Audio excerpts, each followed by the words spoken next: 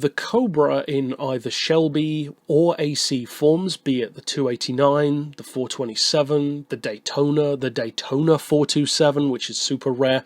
I love basically all variants of the Cobra, be it Shelby, AC, whatever, even the kit car versions from modern times.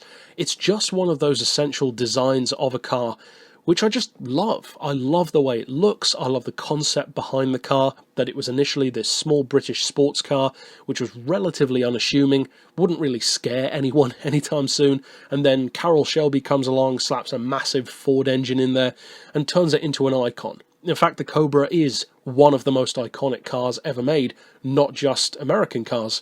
It's just an icon of the classic sports car world. It almost single-handedly brought about speed limits in the UK, and it's still fast, seriously fast by today's standards, because in a similar way to companies like TVR, and some others too, it's one of those pure, raw approaches to what makes a sports car. And the Cobra, for me, it just does it every time.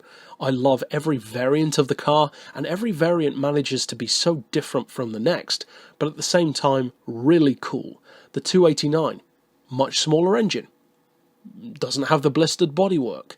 It looks much cuter and softer, but it's still a brutish little car. Then you've got the most iconic one, the 427, which is this one, of course. The most iconic of all of the Cobras.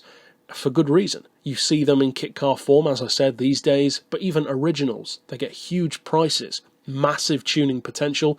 They're known for being one of the most challenging sports cars ever made, professional drivers only, that kind of thing. Then you've got the Daytona, built almost exclusively for racing. There are modern versions with electric cars or kit car versions or amazing replicas from companies like Super Performance, and then you've got the much rarer ones like the Speedster version race cars of the 427 or the 427 Super Coupe, which is like a 215 mile per hour version. The Cobra is just such a cool car. And although many of the cars on my favourites lists will always be about some technical achievement or some amazing racing victory or technological advancement or great performance or whatever, there are just some cars which I just like, almost just because I do. There's not really anything overly specific. I just like everything about the car and the way it falls together. And for me, that is the Cobra 427. It's just one of those cars for me that everything is just right. The design is relatively simple, extremely muscular and aggressive, memorable. Not really anything else looks just like a Cobra, unless they're copying a Cobra. One of the most iconic shapes, not just the most iconic cars. Massive engine, huge power, crazy straight line performance, dangerous handling.